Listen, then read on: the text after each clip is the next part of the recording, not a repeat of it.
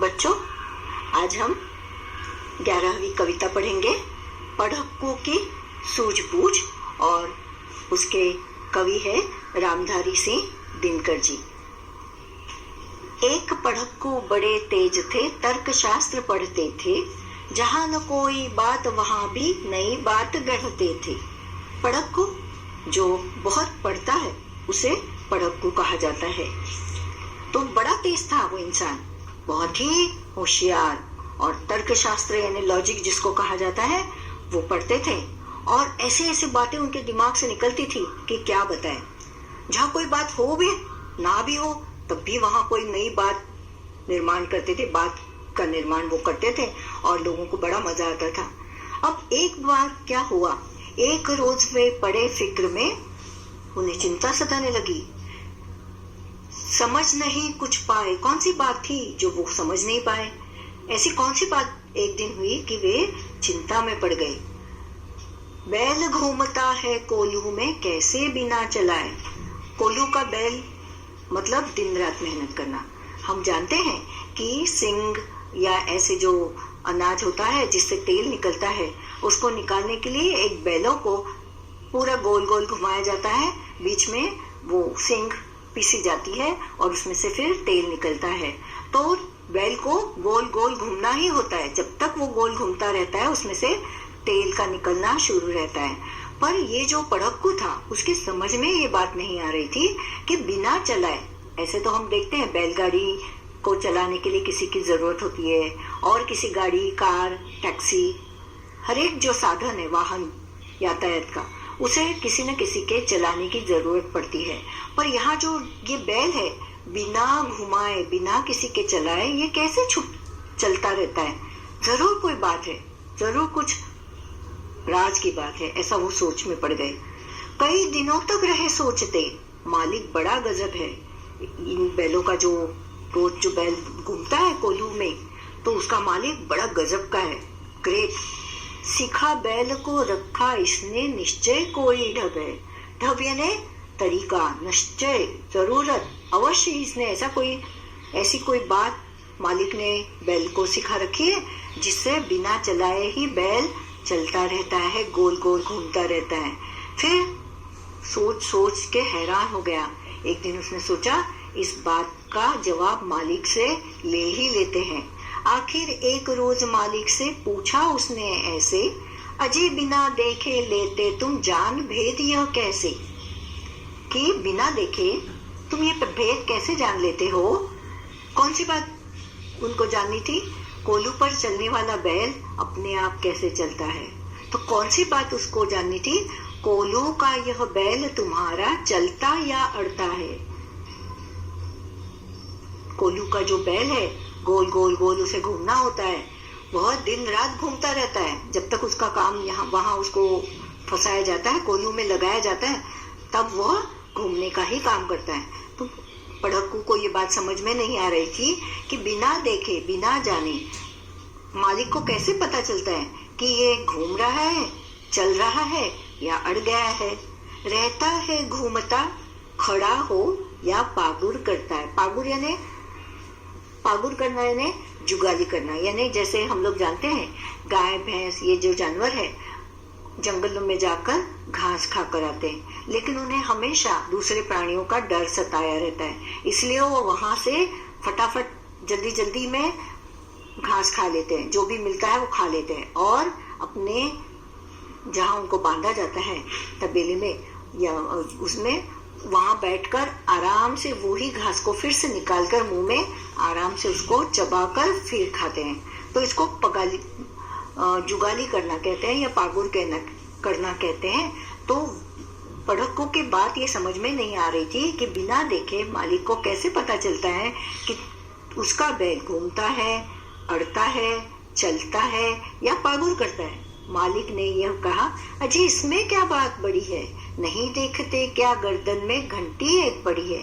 बैलों के गले में एक घंटी पड़ी है, तो जब चलता है तो घंटी की आवाज से पता तो चल ही जाता है ना कि बैल चल रहा है, इसमें क्या बड़ी बात है। जब तक यह बजती रहती है मैं न फिक्र करता हूँ, मैं बिल्कुल चिंता में नहीं।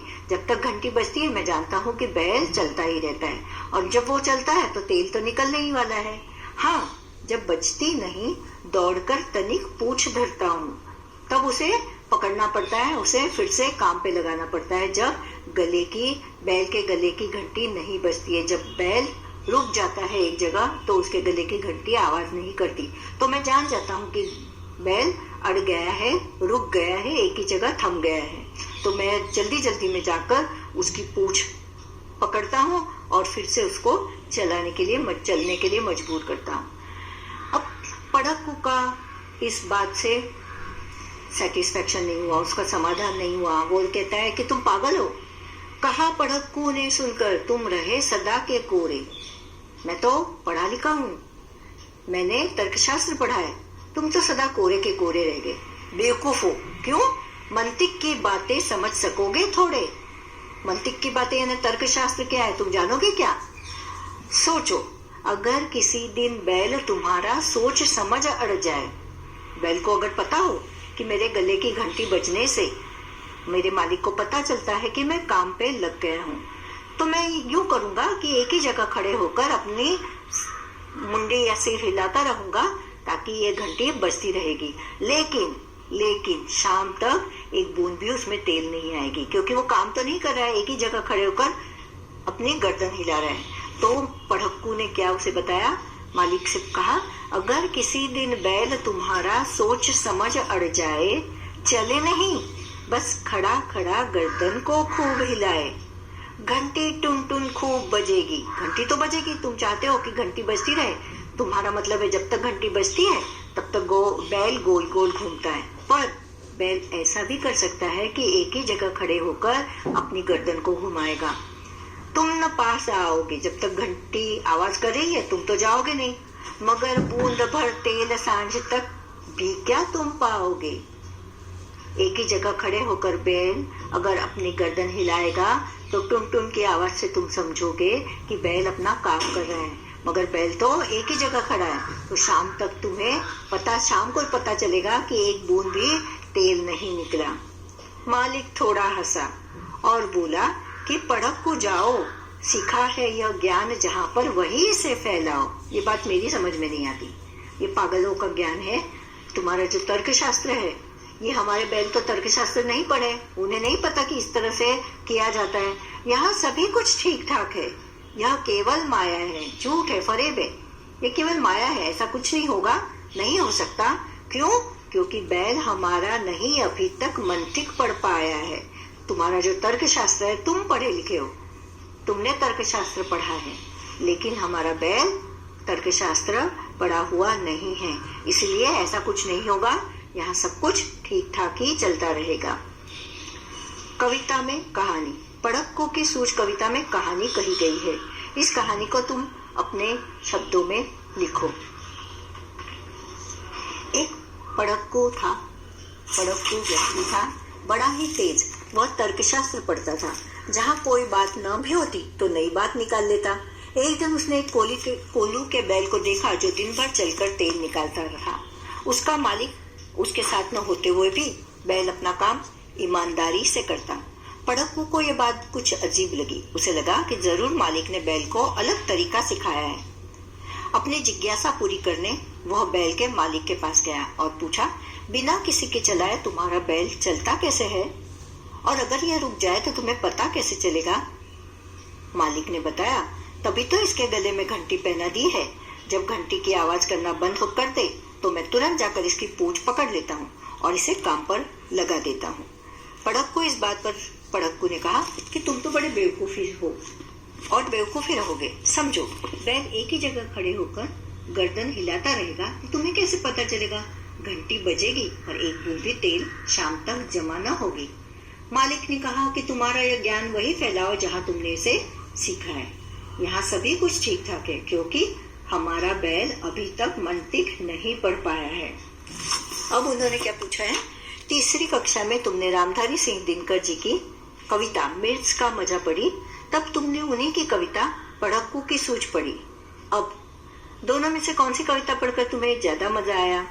तो मुझे पड़क्कू की कविता में ज्यादा मजा आया। तुम्हें काबुली वाला ज्यादा अच्छा लगा या पड़क्कू, या कोई भी अच्छा नहीं लगा? मुझे पड़क्कू ज्यादा अच्छा लगा। मेहनत के मुहावरे। कोल्हू का बैल ऐसे व्यक्ति को कहते हैं जो कड़ी मेहनत करता है या जिससे कड़ी मेहनत करवाई जाती है। मेहनत और कोशिश से जुड़े कुछ और मुहावरे नीचे लिखे हैं, इनका वाक्य में इस्तेमाल करो। दिन रात एक करना। वाक्य में प्रयोग। बच्चे को डॉक्टरी पढ़ाने के लिए मोहन ने दिन रात एक कर दिया। पसीना बहाना। किसान खेतों में पसीना बहाकर अनाज उगाता है। एड़ी चोटी का जोर लगाना। अच्छी नौकरी पाने के लिए राज ने एड़ी चोटी का जोर लगाया। पढ़क्कू का नाम पढ़क्कू क्यों पड़ा होगा? पढ़क्कू बहुत पढ़ता होगा, इसलिए उसका नाम पढ़क्कू पड़ा होगा। तुम कौन सा काम खूब मन से करना चाहते हो, इसके आधार पर अपने लिए भी पढ़क्कू जैसा कोई शब्द सोचो। मुझे सबसे बातें करना, गप्पे मारना अच्छा लगता है, उसके आधार पर मुझे लगता है कि मेरा नाम होगा गप्पू। अपना तरीका। हाथ जब बचती नहीं दौड़कर तनिक पूछ धरता हूँ। पूछ धरता हूँ का मतलब पूछ पकड़ लेता हूँ। नीचे लिखे वाक्यों को अपने शब्दों में लिखो। क, मगर बूंद भर तेल सांझ तक भी क्या तुम पाओगे? और उत्तर है, सांझ तक बूंद भर तेल भी तुम नहीं पाओगे। बैल हमारा नहीं अभी तक मंथिक पढ़ पाया है। हमारा बैल अभी तक मंथिक नहीं पढ़ पाया। सिखा बैल को रखा इसने निश्चय कोई ढंग। इसने अपने बैल को अवश्य ही कोई तरीका सिखाया है। जहाँ न कोई बात वहाँ भी नई बात गढ़ते थे। जहाँ कोई बात न हो ऐसी जगह भी नई बात बनाते थे। पढ़क्कू नई नई बातें गढ़ते थे। बताओ ये लोग क्या गढ़ते हैं? अब सुनार जो है जेवर गहने गढ़ता है। कवि कविता गढ़ता है। लुहार लोहे के औजार और लोहे के बर्तन बनाता है। कुम्हार मिट्टी के बर्तन बनाता है।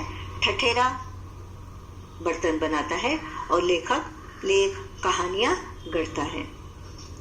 नीचे दिए गए शब्दों के अर्थ अक्षर जाल में खोजो। यहाँ उन्होंने ढब शब्द दिया है पहला, उसका मतलब है तरीका। भेद राज। गजब कमाल। मंतिक तर्कशास्त्र और छल धोखा। धन्यवाद।